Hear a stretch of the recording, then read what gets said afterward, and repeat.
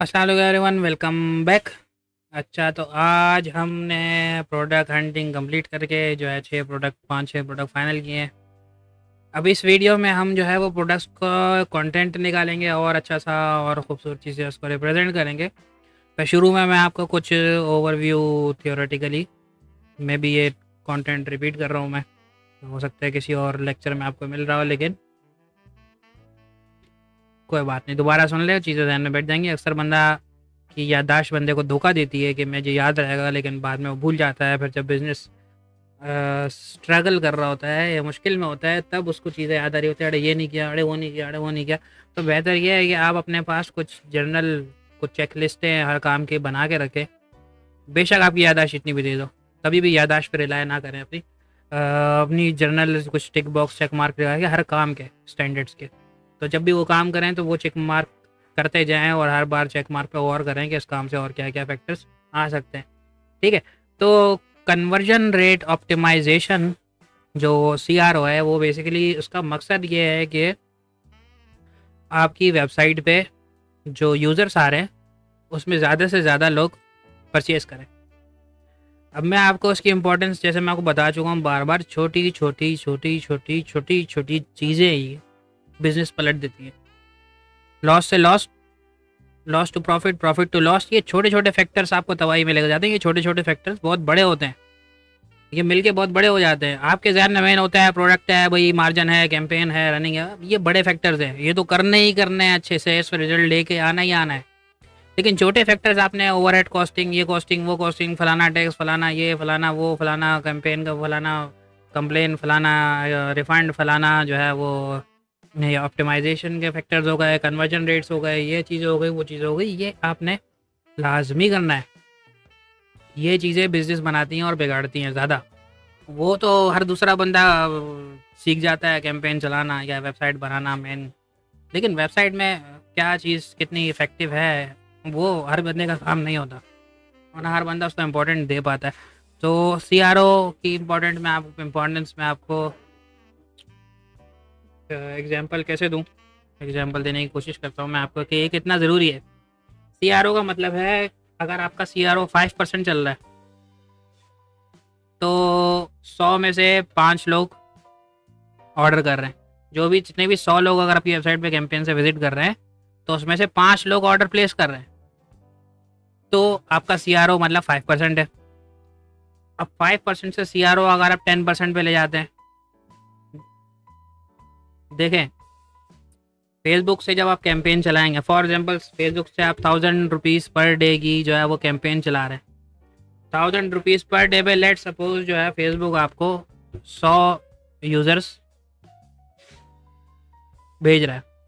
उस 100 में से हो सकता है फॉर एग्जांपल करंट CRO की वजह से 5 यूज़र्स आपसे परचेज कर रहे हैं, और 5 ऑर्डर में लेट सपोज पर ऑर्डर आप 500 रुपये कमा रहे हो नेट प्रॉफिट फॉर एग्जांपल, तो ये आपका 2500 हो जाता है। कैंपेन वही है, बजट वही है, ट्रैफिक वही है, कन्वर्जन रेट सिर्फ 5% से अगर आप 10% पे ले जाओ, जो कि बहुत अनरियलिस्टिक है, मतलब 7-8% भी हो जाए तो भी काफ़ी ह्यूज इम्पैक्ट है। मतलब लेट्स सपोज आप इसको 10 पे ले जाते हो, तो ये एक्स्ट्रा 2500 पर डे महीने के, अगर जो आप 2500 मल्टीप्लाई बाय 30 75,000 कमा रहे थे, जहाँ पे वहाँ पे आप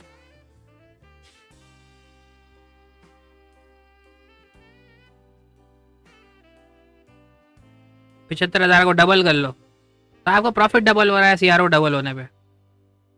लेकिन इतना CRO इम्प्रूव करना नॉन रियलिस्टिक सा फिगर है। लेट्स सपोज जस्ट 5% से CRO आपका चला जाता है 6% पे। इसी ट्रैफिक में, इसी चीज़ों में CRO जो है वो आपका 6% हो गया, तो 6% का मतलब extra 500 per day. Extra 500 per day का मतलब महीने के 15,000 एक्स्ट्रा है। एक support service, call confirmation service outsource कर सकते हो आप सिर्फ 1% CRO इम्प्रूव करने पे। 1% CRO, छोटे छोटे फैक्टर। इसलिए मैं बार बार बार बार आपको बोलता हूँ यार, ये जब तक मैं कैलकुलेशन करके दिखा रहा हूँ, मैं हर चीज़ कैलकुलेट करके नहीं दिखाई जा सकती आपको इतनी इन डेप्थ। छोटे छोटे फैक्टर्स किसी भी बिजनेस में हो, आप कोई भी बिजनेस कर रहे हो, ये छोटे छोटे फैक्टर आपका बिजनेस डुबा देते हैं, लोग इसको नोट ही नहीं करते। बहुत बड़ी तादाद में मेरे पास लोग आते हैं हमें ये मशवरा करने कि भाई बिजनेस नहीं चल रहा, ये नहीं चल रहा, वो नहीं चल रहा। मैं सबको ये समझाता हूँ यार मुझे रिपोर्ट दिखाओ तुम्हारा खर्चा का, रिपोर्ट ही नहीं होती यार। वो तो इतना आ रहा होगा, इतना हो गया, मैं इतना हो गया। तुम लोग हमेशा सारे अंदाजे गलत होते हैं तुम लोगों के, तुम लोगों का अंदाजे तुम्हें धोखा देते हैं। तो 500 का प्रोडक्ट आ रहा है, 1200 का बेच रहा हूँ, इतना कमा जाना, इतना कमा रहे। तो भाई इतना सिंपल कहानी नहीं होती, छोटे छोटे खर्चे आपने नोट करने होते हैं। लेकिन हम लोग अभी क्योंकि ड्रॉप शिपिंग मॉडल में है तो फ़ायदा ये है कि ये खर्चे हमें ज़्यादा सिंपल करके दे दिए गए हैं। इसमें हमें ज़्यादा फटीकों में डाला नहीं गया। वो सारे खर्चे प्रोडक्ट प्राइस में एडजस्ट हैं, डिलीवरी चार्जेस में एडजस्ट हैं, रिटर्न चार्जेस में एडजस्ट हैं, इससे ज़्यादा नहीं है। ठीक है, तो CRO के इंपॉर्टेंस का अंदाज़ा मुझे उम्मीद है हो गया होगा आपका। अब CRO कैसे इंप्रूव होती है भाई, कन्वर्जन रेट्स कैसे इंप्रूव होता है। कन्वर्जन रेट इंप्रूव करने के लिए सबसे पहले वेबसाइट स्पीड होनी चाहिए। नो डाउट शॉपिफाई इस मामले में बेस्ट है स्पीड के हिसाब से एज़ कम्पेयर टू वर्डप्रेस। लेकिन वर्डप्रेस का भी अगर कोई प्रॉपर VPS सर्वर लेके कुछ प्रॉपर सेटअप कर ले तो वर्डप्रेस भी अच्छी खासी स्पीड अचीव कर सकता है। लेकिन वो एक बहुत टेक्निकल लेवल पे जाके आ जाता है काम वाला। तो स्पीड एक बहुत इंपॉर्टेंट फैक्टर है। अच्छा, ये लाइन से लिखने का ये मतलब नहीं है कि ये वाला ज़्यादा इंपॉर्टेंट है और ये वाला कम इंपॉर्टेंट है। सही है, सब बराबरी इंपॉर्टेंट है। और ये वो बड़े बड़े मोटे मोटे फैक्टर्स हैं जो मैं पर्सनल एक्सपीरियंस से आपके साथ शेयर कर रहा हूँ। और वैसे तो इंटरनेट पे हज़ारों की लिस्ट पड़ी होगी, ये सारे फैक्टर्स हैं और वो हर किसी की लोकेलिटी के हिसाब से। इस लोकल मार्केट में ये फैक्टर्स बहुत ज़्यादा मिलेंगे। 98% यूज़र्स आपको जो कैंपेन से आएंगे, क्योंकि हम अभी कैंपेन चलाने वाले मॉडल पे काम कर रहे हैं, तो कैंपेन से जो 98% यूज़र्स आएंगे, हमारी जो ऑडियंस है, हमारे जो प्रोडक्ट है, हमारे जो कैंपेन का तरीका है, वो मोबाइल के होंगे। 98%, 99% भी बोलूँ तो मेरा ख्याल गलत नहीं होगा, 97 to 99% यूज़र्स आपको मोबाइल यूज़र्स मिलेंगे। आगे जाके इंशाल्लाह हमें गूगल एनालिटिक्स पे भी काम करेंगे तो आपको ये सारा CRO पर का अंदाज़ा और मोबाइल ऑप्टिमाइज, मोबाइल यूज़र्स किस शहर से आ रहे हैं, किस कैंपेन से जो भी आ रहा है, वो सारा डेटा आप कैसे निकाल सकते हैं, वो उस पर हम अलग से एक डिटेल गूगल एनालिटिक्स पे भी एक चैप्टर करेंगे। बहुत ही इम्पोर्टेंट टूल है गूगल एनालिटिक्स, क्योंकि जितनी इन डेप्थ रिपोर्टिंग आपको गूगल एनालिटिक्स कर सकता है और जितनी कस्टमाइजेशन उसमें हो सकती है वो किसी और टूल में नहीं हो सकती। तो उसके बाद आई वार्मिंग। अब ये मैं जो कोई वर्ड समझ में नहीं आ रहा था कि मैं इसको कैसे एक्सप्लेन करूँ, तो मैंने आई वार्मिंग कंटेंट लिख दिया थोड़ा सा। उसका मकसद है कि फॉर एग्जांपल मैं आपको दूं कि ये जो फॉन्ट है और ये जो तरीका है मेरा ये लिखने का, ये उस लेवल का आई वार्मिंग नहीं है जिस लेवल का हमारा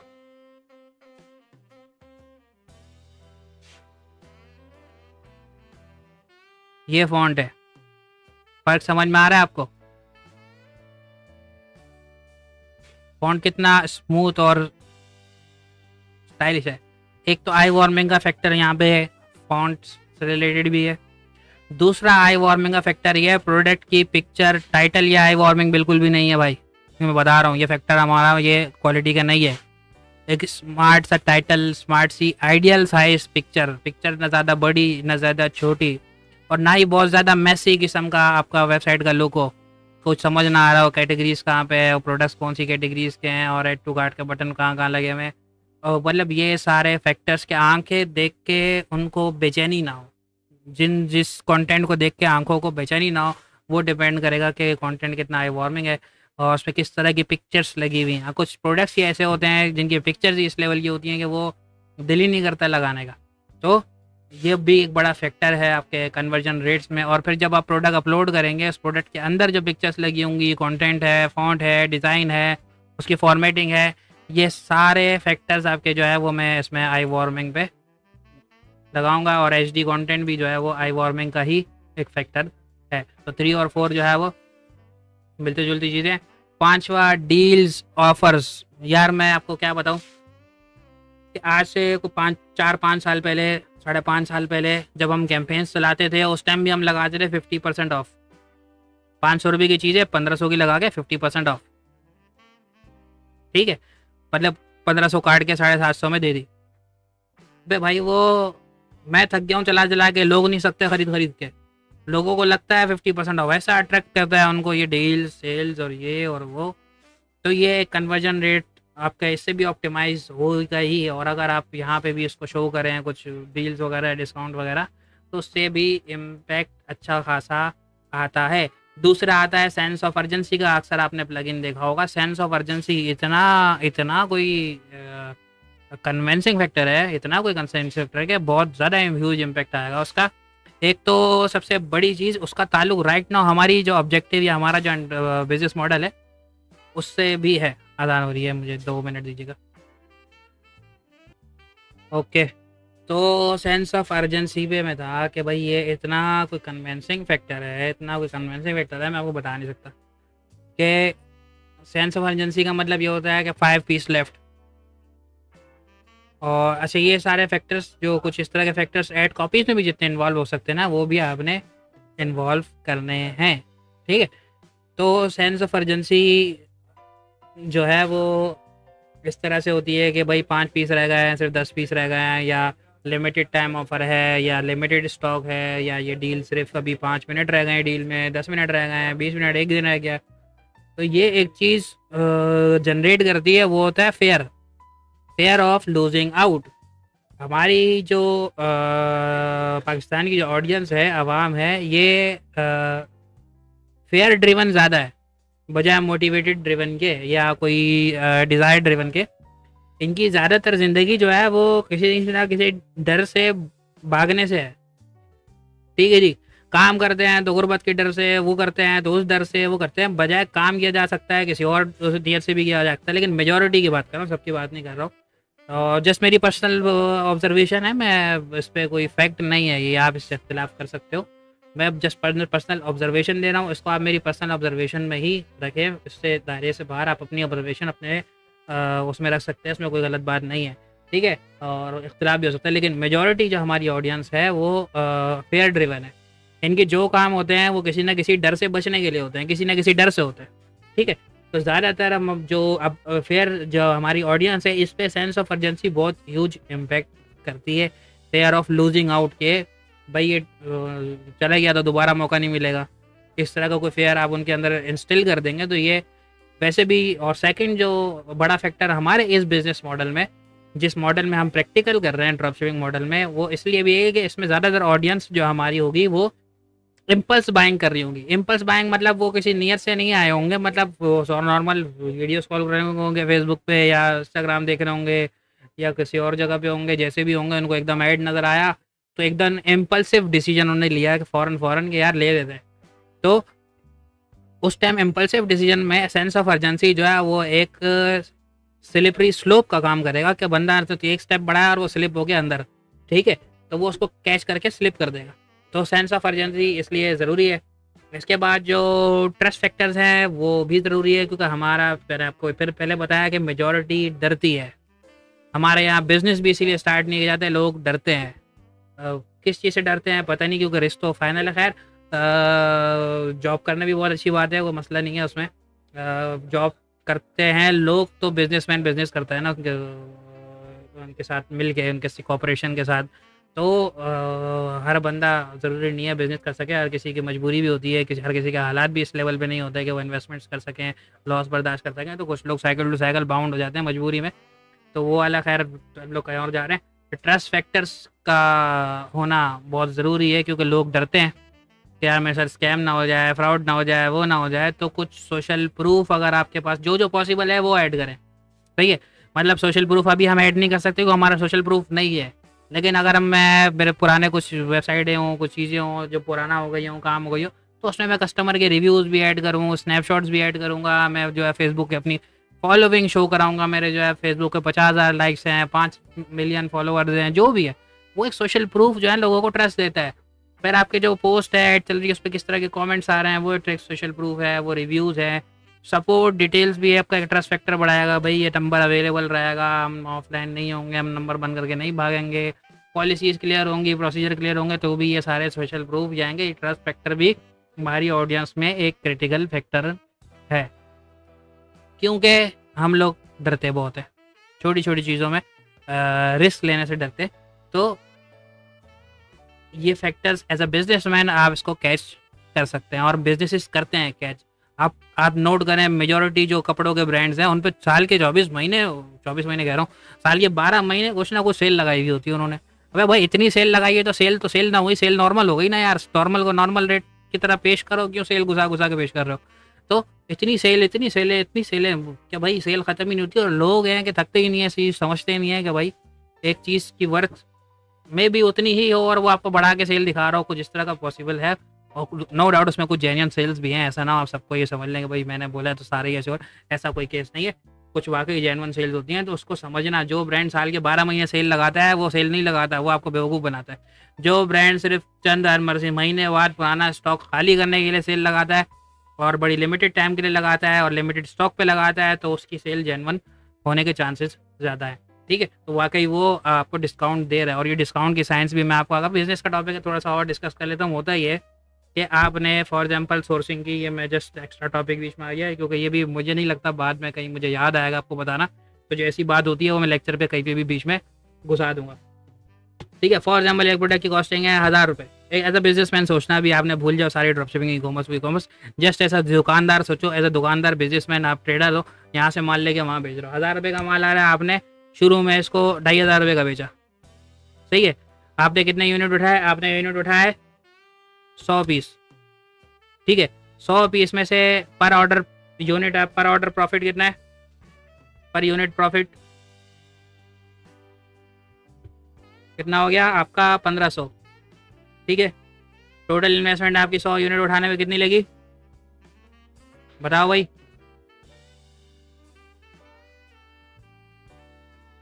ये मैंने 1000 लिख दिया गलती से।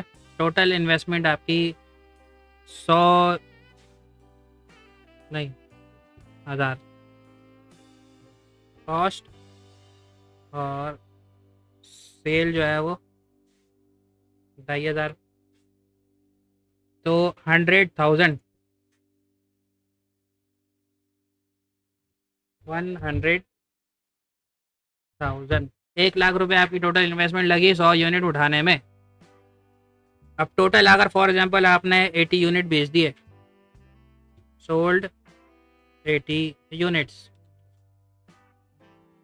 तो आपने 1500 मल्टीप्लाई बाई 80 कितना हुआ? हर ऑर्डर पे आपने जो है वो 1500 रुपये कमाया। 1500 मल्टीप्लाई बाई 80, 1,20,000।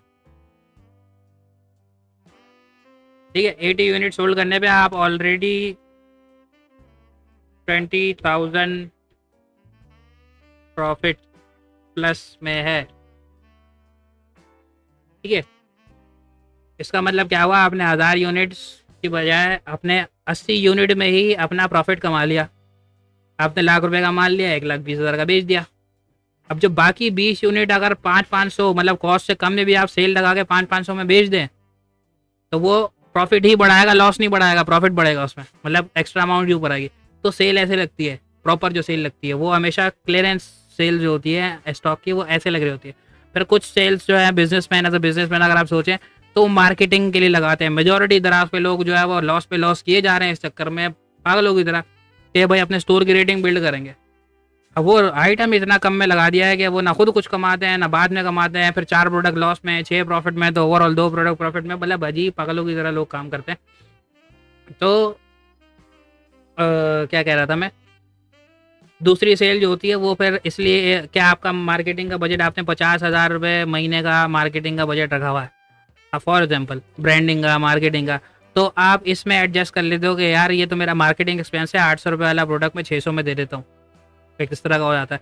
दूसरा कस्टमर बिल्ड करने के लिए होता है कि एक कस्टमर को मैंने, मेरी एक सर्विस है जिसके शुरू में मैं 500 रुपये लेता हूँ, बाद में जब वो कस्टमर मुतमईन हो जाता है फिर उसको मैं 15,000 की सर्विस बेचता हूँ। तो क्यों ना मैं, अगर 500 के 3 कस्टमर जो आते हैं उसमें से एक मेरे को 15,000 वाला कन्वर्ट हो जाता है और उसी से 15,000 में मैं 5,000 रुपये कमाता हूँ, तो क्यों ना मैं किसी 1-2 बंदों को जो मुझे पोटेंशियल लगे 500 वाली सर्विस फ्री दे दूँ। तो वो आगे जो प्रॉफिट है उनको फ्यूचर में नज़र आ रहा होता है, तो पीछे प्रॉफिट में से वो उसको एडजस्ट करवा लेते हैं। तो इस तरह बहुत सारी एडजस्टमेंट करके कुछ इस तरह की डील सेल्स भी निकल आती हैं, या कोई बजट में, कुछ मार्केटिंग में, कुछ इस तरह के फैक्टर्स होते हैं, लेकिन ये सेल्स बहुत कम लोग चलाते हैं। तो आप ये जब समझेंगे तो ब्रांड को पहचानना शुरू कर देंगे, कौन से ब्रांड जो है वो एक्चुअल में सेल्स लगा रहे हैं और एक्चुअल में चीज़ें लगा रही हैं। तो खैर कल को आपको भी ये नॉलेज काम आएगी। अब कन्वर्जन रेट ऑप्टिमाइजेशन हम टॉपिक कर चुके हैं। तो ऐसा करते हैं, 20 मिनट हो गए हैं, वैसे ही वर्क कंटिन्यू रखेंगे तो वीडियो लंबी हो जाएगी। प्रोडक्ट अपलोडिंग को अगली वीडियो में, कंटेंट स्क्रैपिंग और प्रोडक्ट अपलोडिंग अगली वीडियो में कवर करते हैं, ठीक है। उम्मीद है आपको ये जो है वो वीडियो पसंद आई होगी। बाकी नेक्स्ट वीडियो में मिलते हैं आपसे फिर, तो अल्लाह हाफिज़।